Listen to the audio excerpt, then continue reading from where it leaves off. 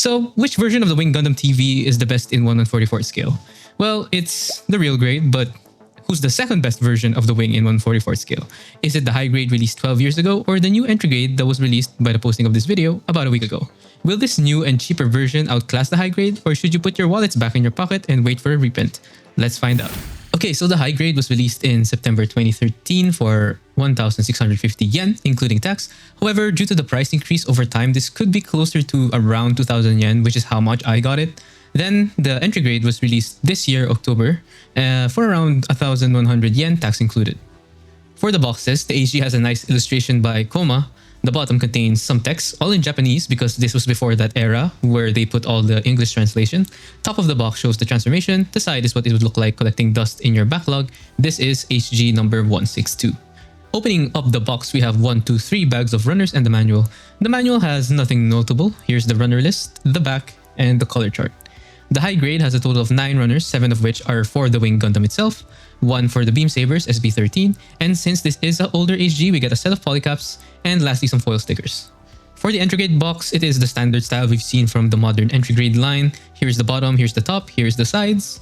Opening up the box, we only have 1 bag full of runners, and the manual. The manual is standard for an entry grade. It shows which area of the runners are for each section of the build. The rest is just the instructions, though notably it does not include the steps to transform it into bird mode, but I have seen images of this kit in bird mode, so I'll see for myself when we do the transformation. For the runners, we only have a total of 3, all for the Wing manufactured this year 2025. The notable difference is we don't have Beam Saber effects and polycaps. Also, this does not include any stickers. That's it for the contents, let's build.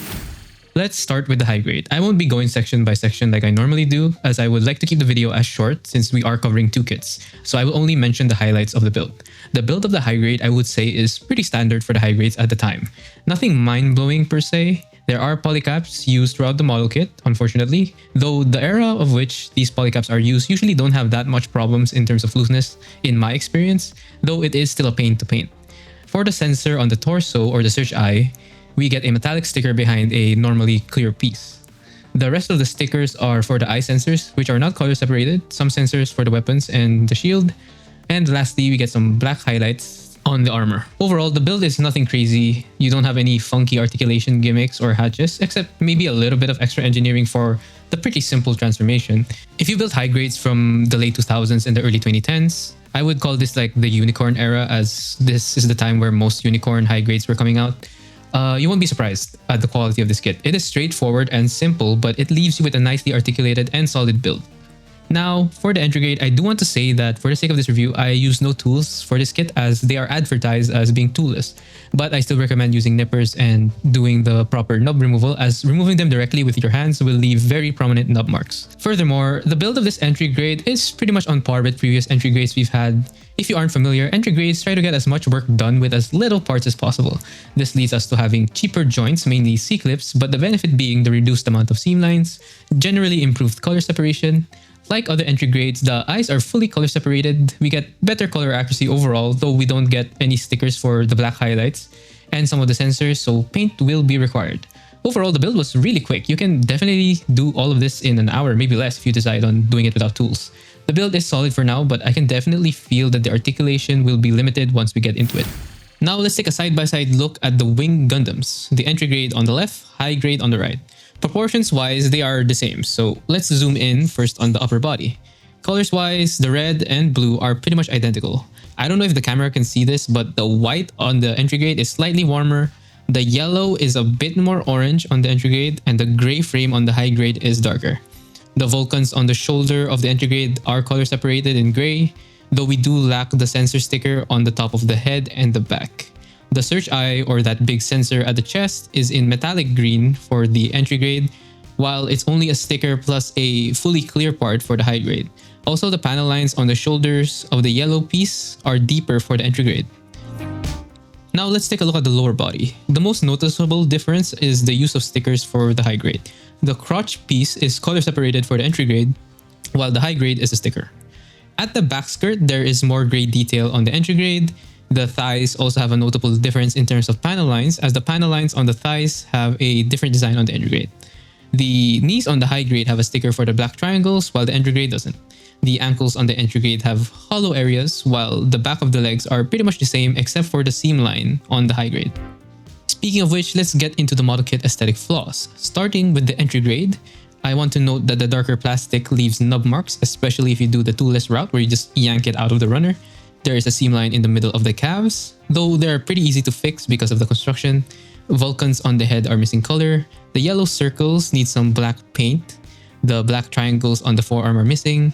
The vents under the shoulders should be in black. The black triangles for the knees are also missing, and more vents around the leg need to be painted.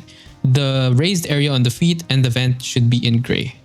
For the high grade, it has a seam line on the head, seam line on the top of the shoulder but made of as a panel line, nasty seam line on the forearm, a nasty seam line at the shin made of as a panel line.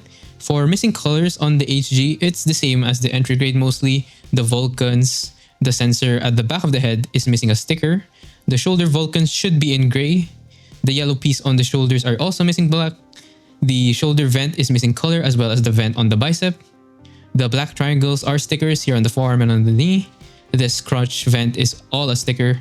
And we are missing some gray on the feet as well. Now that we're done with that, let's talk about size. The Wing Gundam is on the smaller end, being 16.3 meters in lore, so in 1/144 scale, it is around 11 centimeters.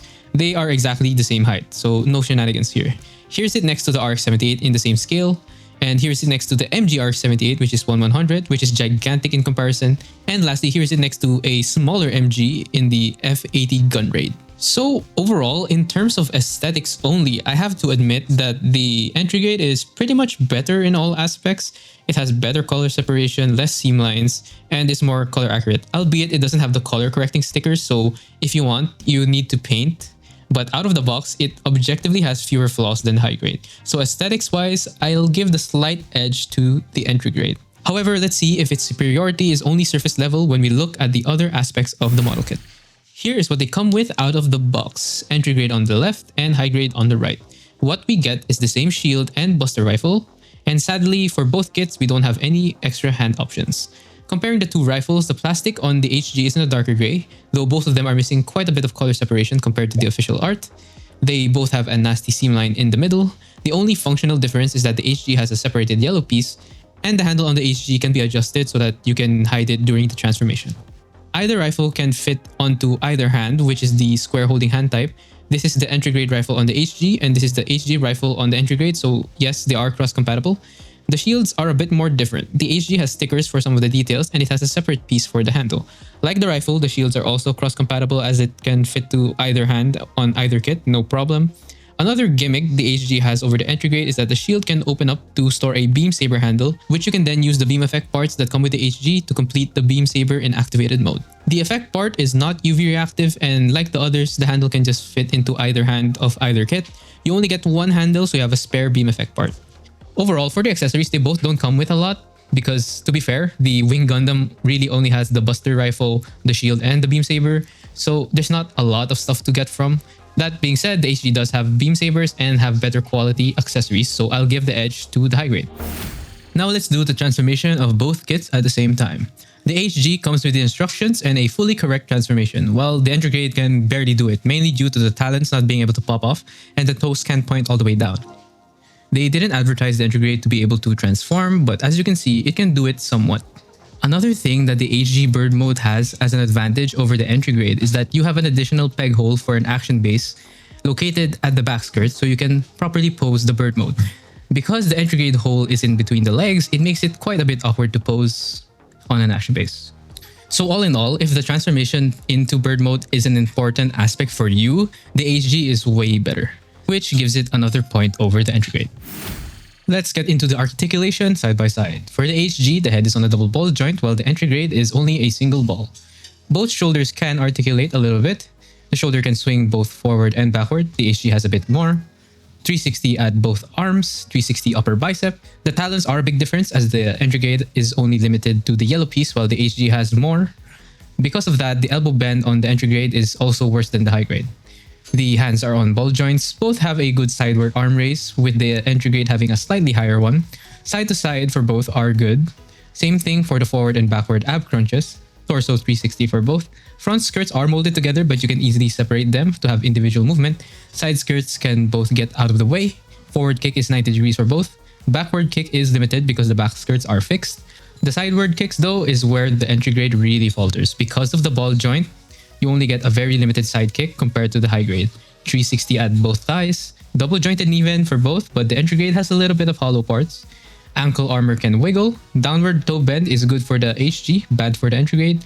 Upward toe bend is both good. Rotation is better on the high grade, as well as the inward and outward movement of the foot. For the wings, it's pretty much the same except you can rotate the wings on the high grade. Overall, it's no contest. The HG is better in almost every way in terms of articulation. The only win the entry grade has over the high grade is the sideward arm raise being a couple degrees better. Besides that, it is inferior and by quite a bit, especially on the lower body. This won't get as good dynamic poses. It's not impossible, but it's definitely not up to even the standards of other high grades back in 2013. So point goes to the high grade again. Let's summarize. Okay, so looking at the score, it seems like a wash for the high grade, but I'm gonna add some other categories that are relevant, and one of them is the price. The price of the entry grade, of course, is better by quite a bit. The HG is around 50% more, or almost double the price, depending on where you buy it, the price of the entry grade, which is 1,100 yen. Worst case scenario, you are paying almost double the amount for the same Wing Gundam.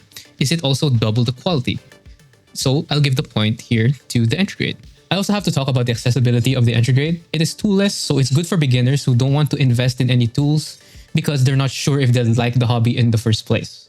Also, since this is an entry grade, they tend to be in stock way more often than the high grade, so that's another thing to note. Also, technically it is an easier build than the high grade, but to be honest, you can pretty much build any modern Bandai kit as a beginner. The steps are literally the same, just that more kits have more pieces, which consumes more time, but it is not necessarily more difficult.